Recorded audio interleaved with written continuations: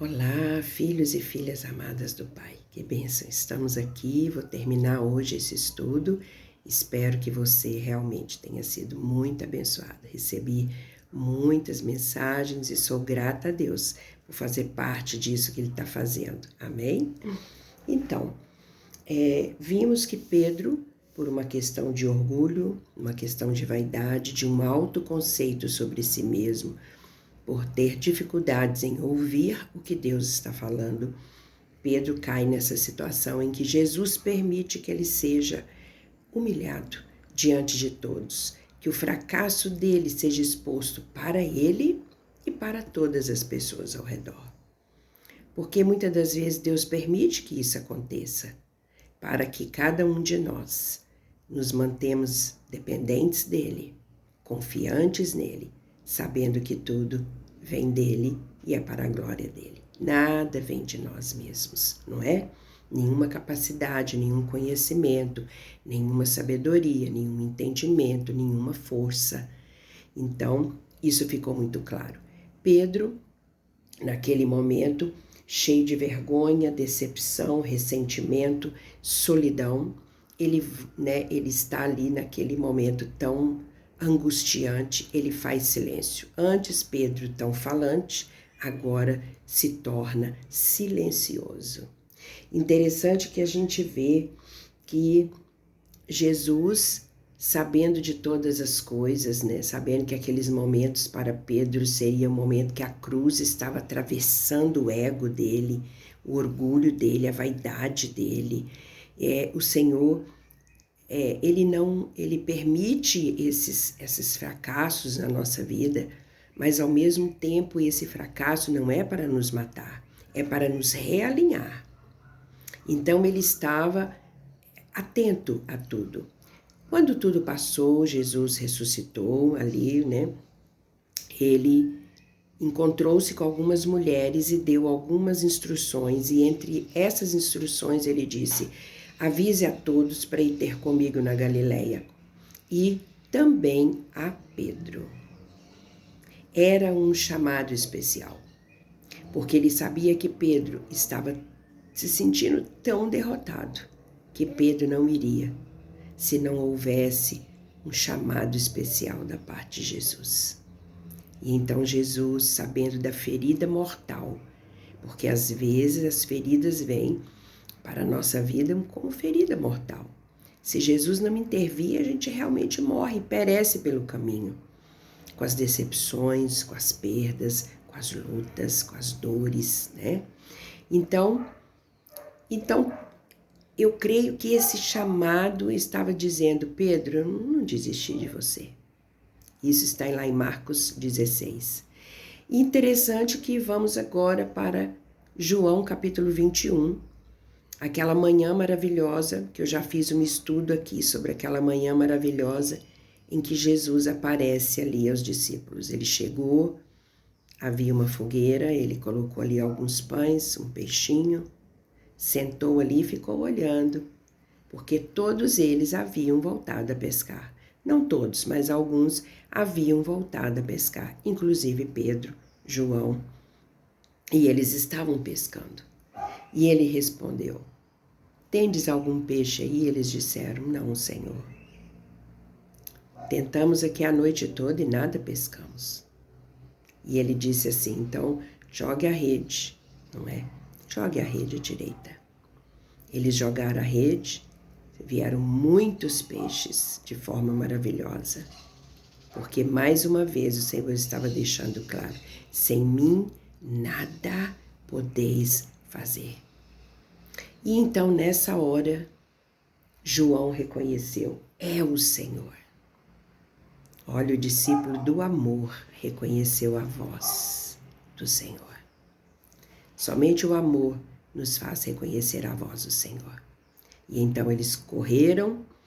Pedro foi o primeiro a saltar na água e correu ao encontro de Jesus. Deixou lá os peixes, as redes.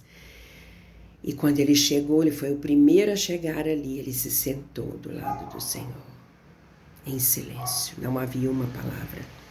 Jesus não disse para ele: olha, Pedro, o que você fez foi muito feio, Pedro, você pisou na bola, eu não posso mais confiar em você, Pedro, você está fora da minha vida. Não, Jesus não fez isso, não é?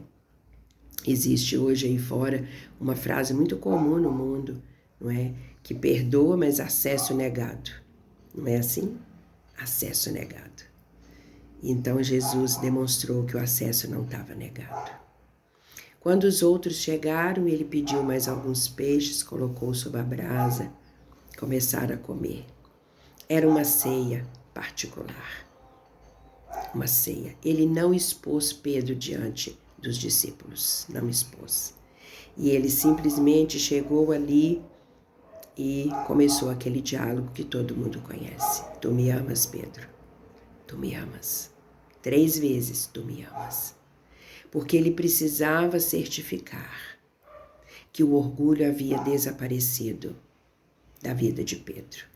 Ele estava certificando, até para o próprio Pedro, que algo havia mudado dentro de Pedro. Antes tão impetuoso, impulsivo, agora ele entristecia, porque o Senhor perguntava 3 vezes a mesma coisa. Tu me amas, Pedro? Jesus já sabia, mas Pedro precisava certificar-se para si mesmo, não é? Então eu quero dizer para você, muita gente fica preso naquilo que pensa sobre si mesmo. Outras pessoas ficam presas quando a derrota vem, o fracasso, né, demonstrando de fato quem nós somos, tão pequenos, tão impossibilitados de muitas coisas, tão fracos e pequeninos, vasos de barro. Ficam presos ali na sua pequenez, não conseguem ver o tesouro dentro do vaso, não é? Outras pessoas ficam presas nas amarguras da vida, aonde foi humilhado e exposto publicamente. Ele não consegue se reerguer. Ele fica ali perdido e paralisado naquela cadeia. E quando chega o momento do Senhor confrontar, do Senhor conversar, do Senhor, porque Ele vai sentar conosco, Ele vai confrontar algumas coisas no nosso coração. E tem pessoas que nesse momento também ficam presas, sabe, no ressentimento, na tristeza. Porque o Senhor, Ele tem um tratamento mais específico, mais profundo com aqueles com os quais Ele tem verdadeiramente um propósito específico. Ele tem um chamado e uma responsabilidade maior. A quem muito é dado, muito será cobrado. Ele precisava cobrar de Pedro algumas coisas, não é mesmo? Interessante que ali no final eles comem e Pedro foi totalmente restabelecido no grupo, sem nenhum confronto, sem nenhuma humilhação, apenas com os olhos de Jesus sobre ele. As palavras doces de Jesus: Pedro, tu me amas? Tu me amas, Pedro? Essa é a pergunta para nós hoje.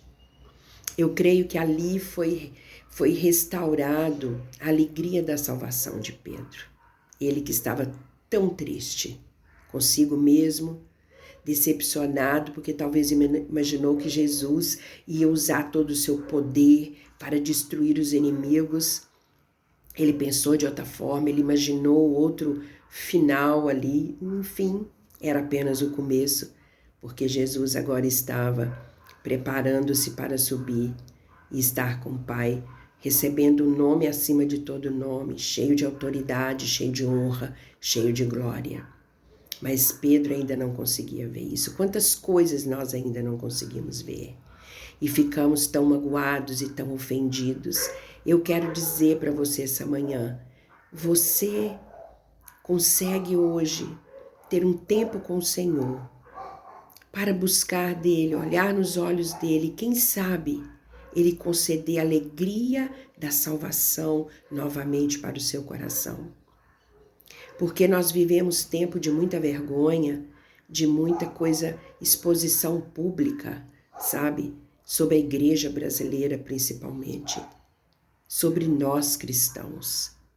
Estamos sendo vilipendiados, humilhados, envergonhados. por muitas situações. E eu quero dizer a você, quantas vezes ficamos tristes, não é mesmo? Mas será que o Senhor, Ele está hoje vindo a você e você está receptivo para que você possa olhar nos olhos dele e dizer: eu te amo, Senhor. Eu te amo. Eu te amo. Porque, entenda, nós negamos Jesus, talvez não como Pedro. Pedro negou Jesus para salvar a própria pele. O que você tem feito para salvar a própria pele? E tem negado o Evangelho, o poder de Deus na sua vida. Sabe, todos esses pratos que temos disponíveis para nós hoje, na internet e tudo mais, tem mudado muito corações de pessoas. Tem deixado o coração endurecido. E eu quero dizer para você, hoje é o dia. Deixa ele vir, deixa ele chegar. Deixa ele perguntar: tu me amas? Tu me amas? Tu me amas mesmo? Então, apacenta as minhas ovelhas. Apacenta as minhas ovelhas. Quais são suas ovelhas? Onde está o seu púlpito? Eu já falei aqui sobre isso. Muita gente acha que o púlpito é só onde o microfone te é dado. Não é. Pode ser sua casa, seu bairro, sua rua, seus amigos, seu trabalho. Onde é seu púlpito? Onde é? Quem são suas ovelhas que você tem apacentado? Hoje é o dia de você se libertar de todas essas angústias e tristezas que têm permeado seu coração. Tem esfriado seu coração. Quanto tempo você não ora? Não levanta na madrugada. Não coloca aquele louvor e se derrama na presença dele. A alegria da salvação. Aquela alegria da confiança que o Senhor vai fazer. Ele vai cumprir propósitos. Essa é a alegria da salvação. Saber que Ele está aqui do lado. Quantas pessoas têm dito a mim: Marilene, eu não sinto mais o Senhor perto. O Senhor continua o mesmo. O Senhor continua o mesmo ontem, hoje e para sempre. Dê um passo à direção dele hoje. E eu creio que ele virá. Assim como veio naquela manhã, preparando uma ceia com seus amados. Sente-se com ele, prepare um lugar para vocês dois se encontrarem. E você vai dizer: eu te amo, Senhor. Eu te amo. Amém? Que essa reflexão fique no seu coração, que você possa retomar seu caminho. Tire essa frieza, esse distanciamento.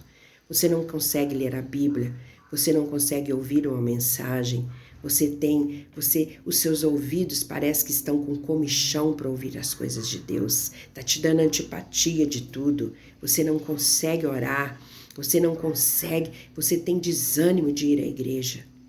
Esse é o tempo de realinhar. Amém? Diga a ele: eu te amo, Senhor. Ele está perguntando essa manhã: tu me amas? É possível você ser curado de todas essas mazelas e decepções e tristezas e as coisas que não foram como você imaginou, mas você me ama. Então, prossegue, segue-me. E que coisa linda quando Pedro diz: e quanto a este, João? Jesus disse: deixe que eu resolvo. Eu estou com ele. Quanto a você, segue-me. Não se preocupe com A, B ou C, que está indo, fluindo, ou ficando para trás, ou caindo, não importa. Quanto a você, segue-me. Segue-me. Porque hoje tudo tão exposto, nós gastamos grande parte do nosso dia, da nossa vida, pensando nos outros, o que o outro está fazendo, quem está avançando, quem não está, quem caiu, quem pecou. Segue-me. Olhe para Jesus, realinhe com ele e siga-o. Não é? Essa é a palavra dele para nós hoje. Segue-me. Um beijo no seu coração, Deus te abençoe. E eu creio que o Senhor, Ele quer restabelecer a alegria da salvação na sua vida. Pensa lá como começou, como você era alegre, cantava todos os hinos, não é mesmo? Estudava, pegava cadernos, bíblias, marcava tudo. Era uma novidade de vida diária com o Senhor. Lute para alcançar isso novamente. Deus te abençoe.